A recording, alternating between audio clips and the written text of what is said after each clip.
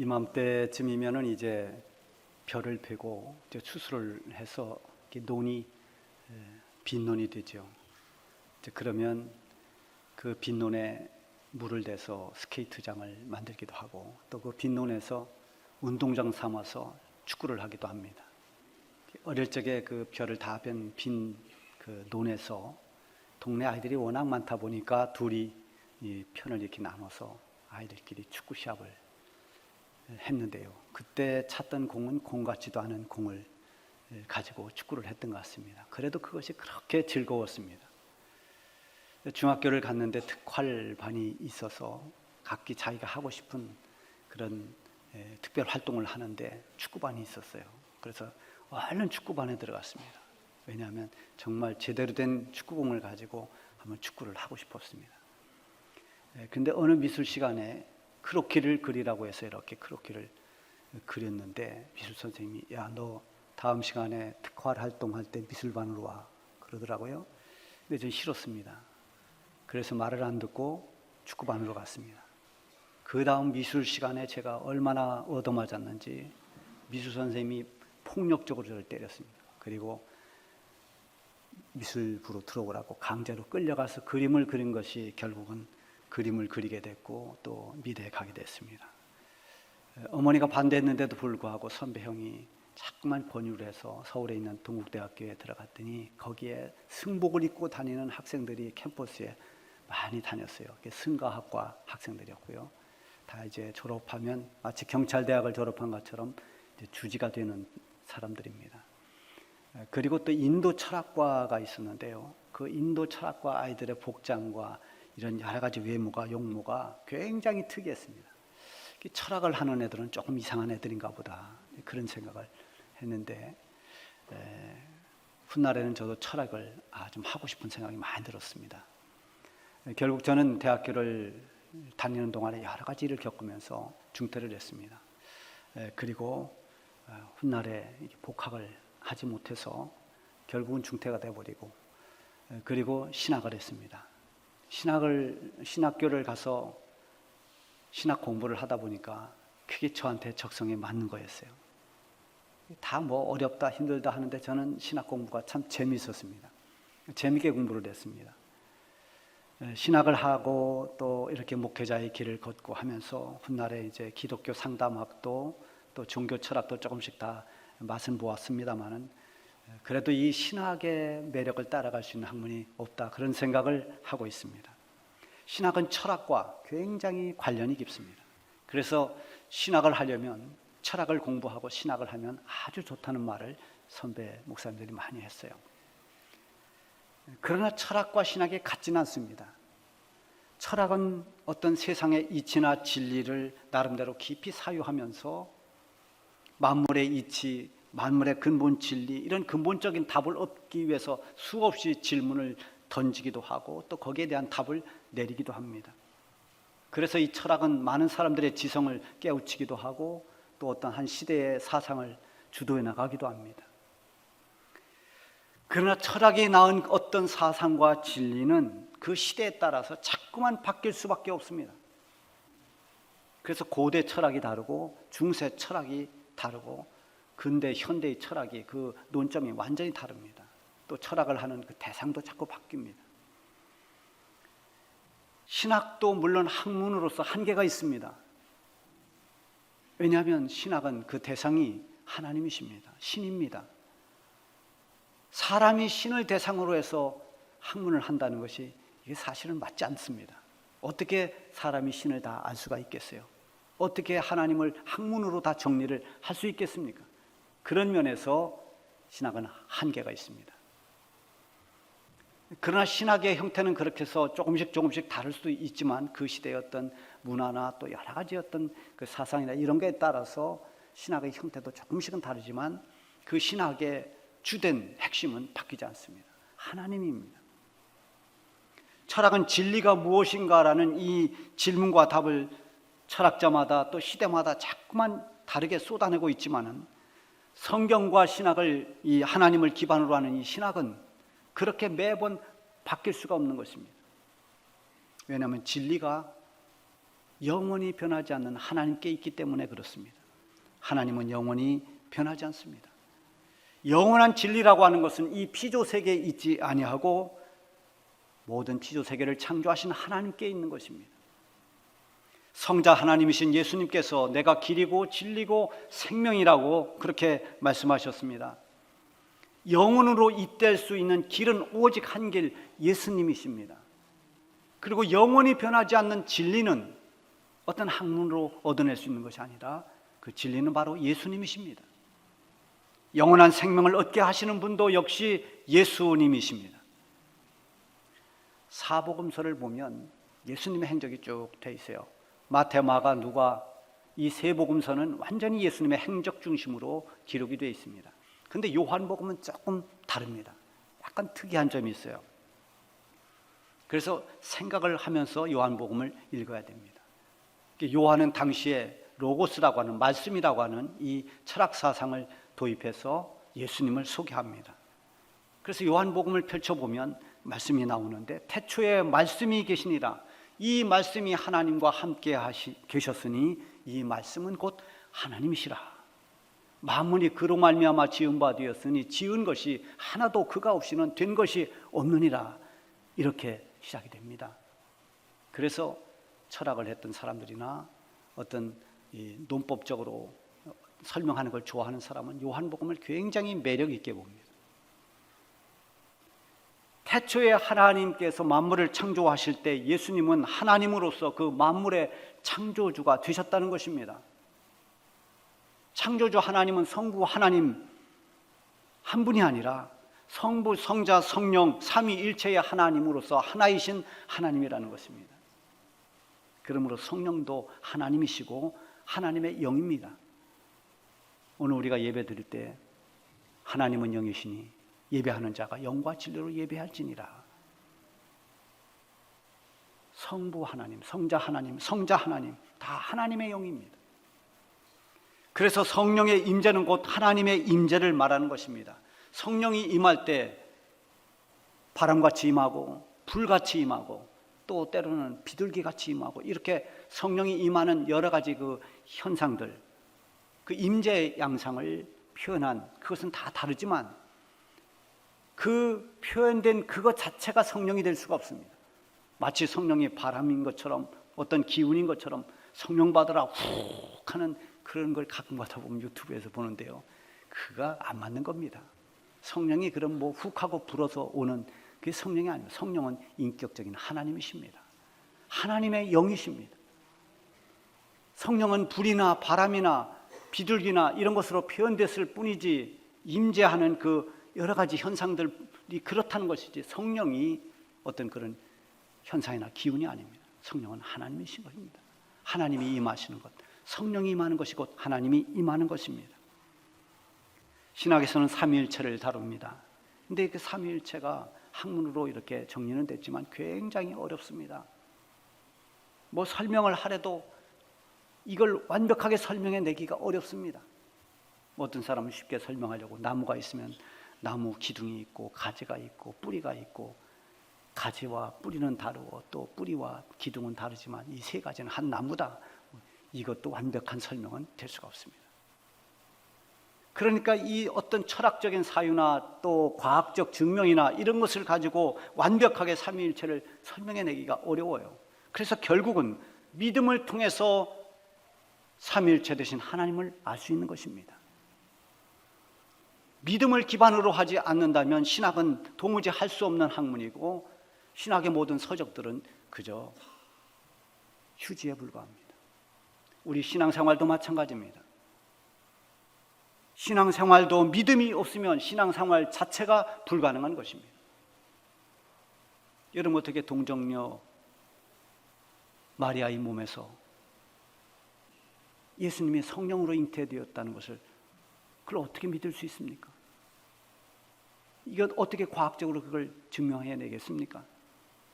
어떤 철학적 설명으로 그걸 어떻게 설명하겠습니까? 믿음으로 그것을 믿을 수 있다는 것, 이게 신비입니다. 그래서 우리는 믿는다는 그 자체가 하나님의 놀라운 은혜인 것입니다.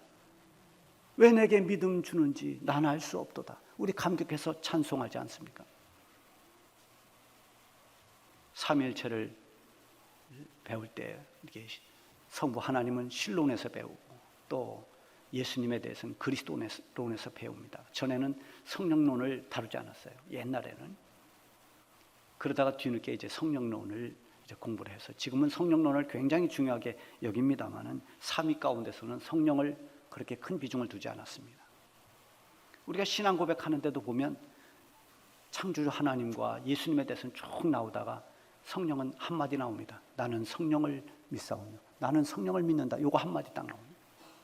이것은 이 어떤 신조, 신앙 고백이나 신학이 그 시대의 여러 가지 이단들을 의식하고 이단들과 대처한다는 그런 차원에서도 쓰여졌기 때문입니다. 어쨌든 오늘 본문에도 보면 하나님이 세 가지로 표현되는데 6절에 보면 성령이, 7절에는 예수의 영이, 10절에서는 하나님이. 자, 그럼 이 여기 나오는 이것은 각각 다른 하나님이냐? 그렇지 않습니다. 한 하나님이십니다. 삼위일체 하나님이십니다. 성령이 하는 것은 곧 성령 하나님이 이런 뜻입니다. 그리스도인들은 성령의 인도하심을 받으며 살아가야 됩니다. 성령의 도움을 받아야 됩니다. 성령이 우리에게서 떠나가면 영적으로 완전히 무력해집니다. 성령의 임재가 없고 성령의 교통하심이 없으면 그것은 이미 하나님의 관계가 이미 멀어지거나 끊어진 것입니다. 바울은 성령의 사람이었습니다. 성령의 사람이라고 하는 것은 철저히 하나님의 인도하심을 따라서 살았던 사람이라 그런 말입니다.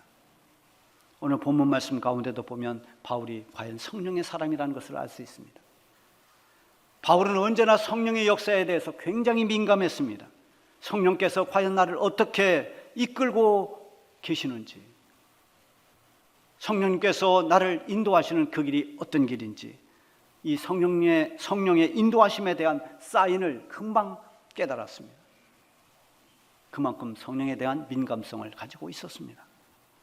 6절 7절에 보면 성령이 아시아에서 말씀을 전하지 못하게 하시거늘 그들이 부르기아와 갈라디아 땅으로 다녀가 무시 앞에 이르니 비두니아로 가고자 애쓸 때 예수의 영이 허락하지 아니하시는지라.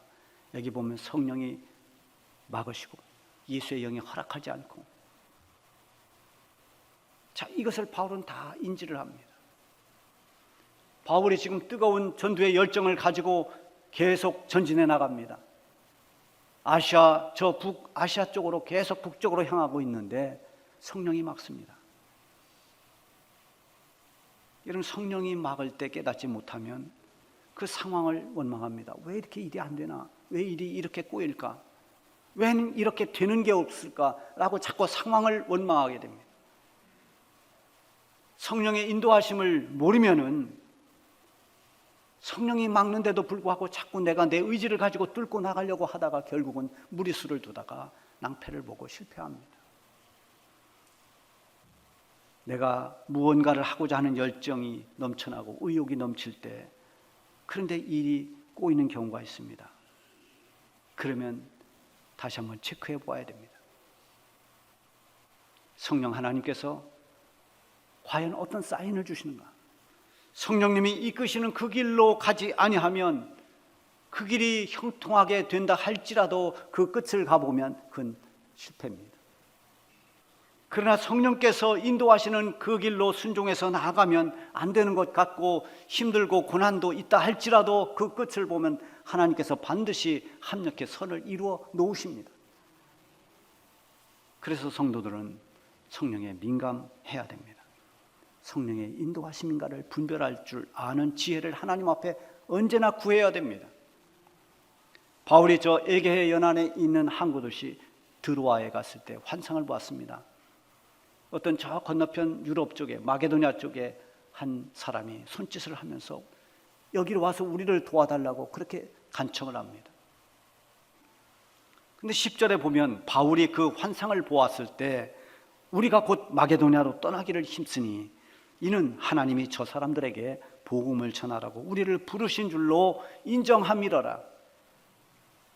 아, 하나님께서 지금 저 사인을 통해서, 이 환상을 통해서 우리로 하여금 더 이상 아시아에 머물지 말고 마게도냐로 가라는 뜻이구나. 그것이 하나님의 뜻이었구나. 그래서 하나님 앞에 알겠습니다. 가겠습니다. 그래서 말씀에 보면 마게도냐로 떠나기를 힘쓰니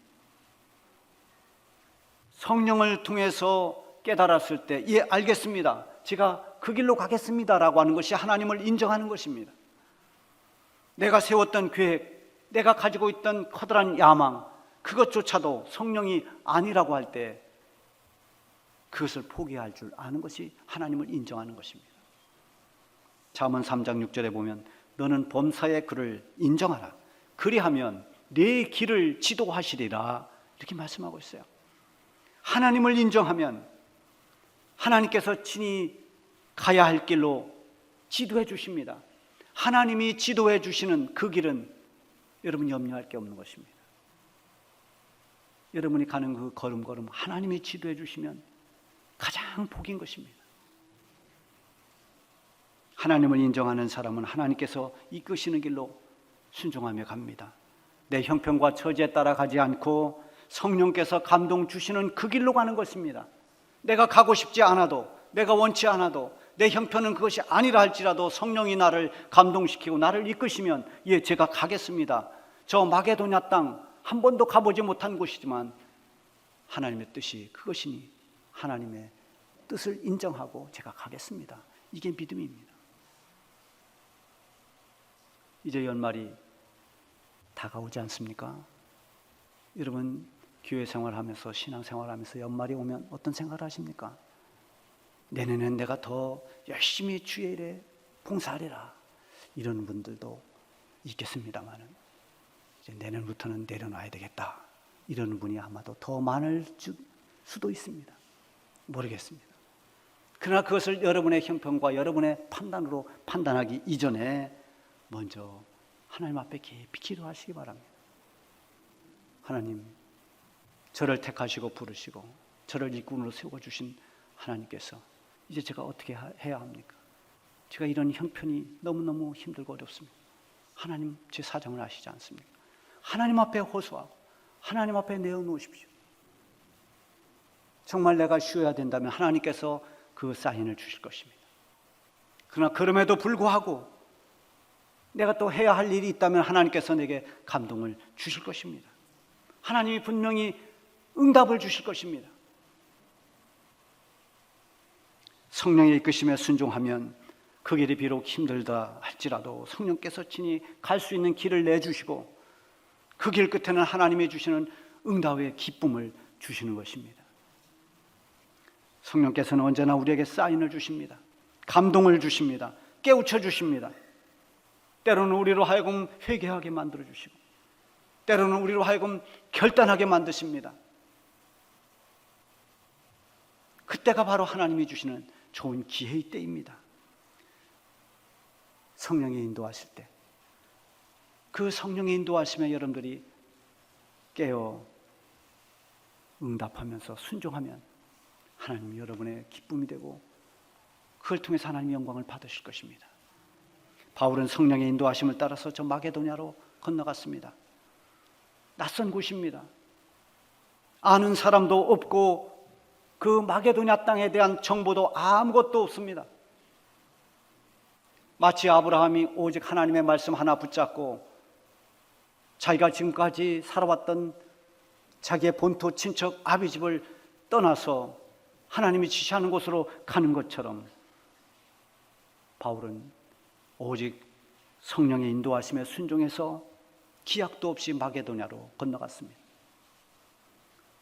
지금은 외국 여행을 해도 다 미리 정보를 다 수집할 수 있어요.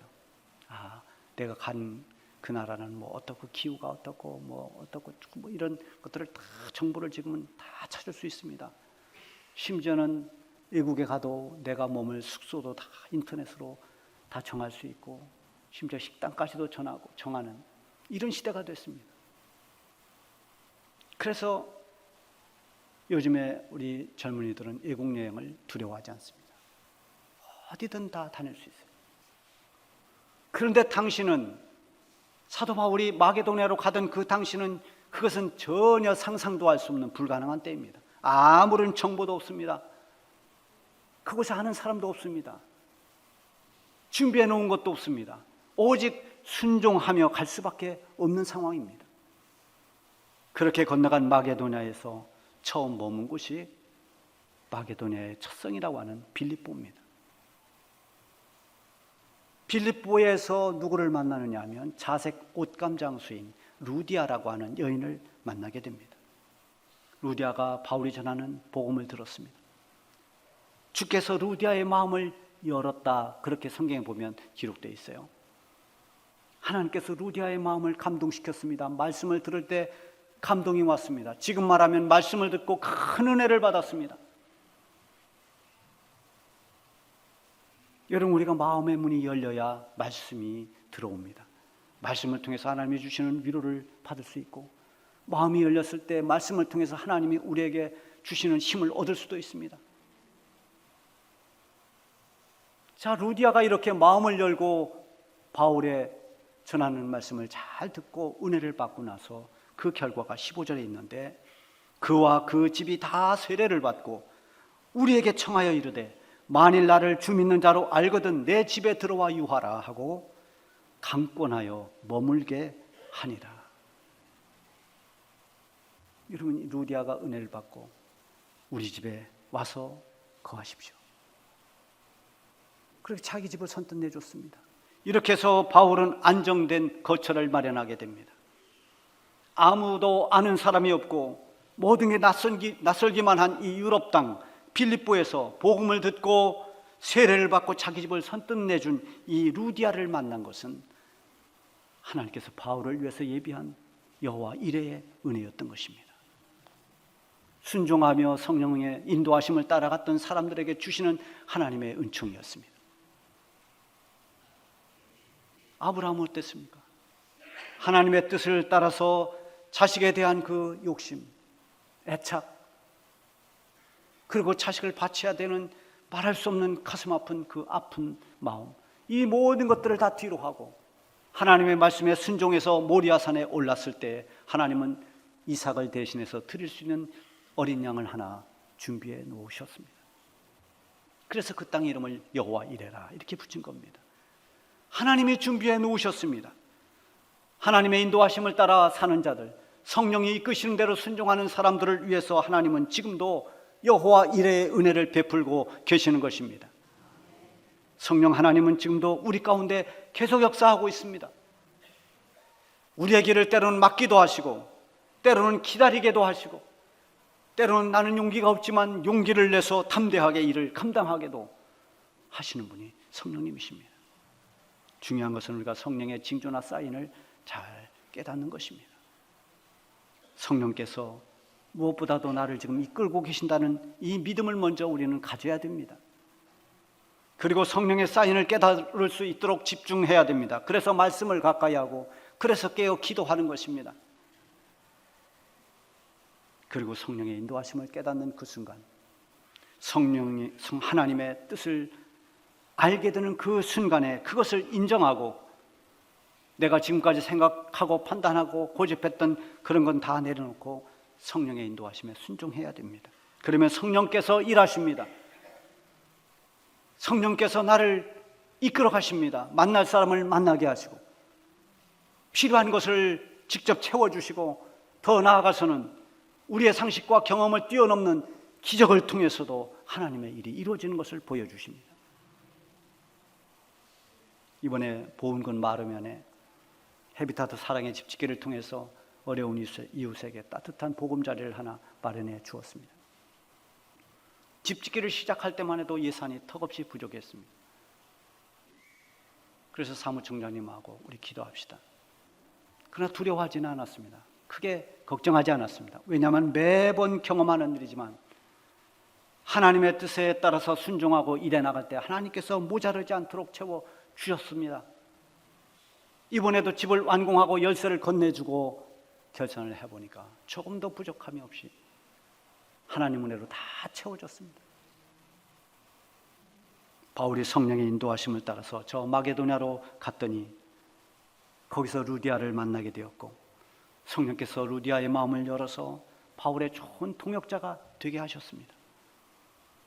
이렇게 시작된 마게도냐 땅의 복음 전파가 그 땅에 수많은 교회가 세워지고 그곳에 수많은 영혼들이 하나님 앞에 돌아와 구원받는 역사가 일어나게 되었습니다. 사랑하는 여러분, 우리 각자가 성령의 인도하심에 따라 순종하고 살면 성령께서 우리의 힘이 되고 능력이 되어 주실 것입니다. 성령님께서 친히 우리가 가야 할 길로 이끌어 주실 것입니다. 성령은 지금도 우리가 기도하는 가운데, 찬송을 부르는 가운데, 말씀을 듣고 예배를 드리는 가운데 우리의 마음을 감동시키고 여러 가지 면을 통해서 사인을 주고 계십니다. 성령의 인도하심을 따라가시기를 바랍니다. 그래서 우리를 통해서 이루시는 하나님의 위대한 일들을 경험하는 축복이 있기를 바랍니다.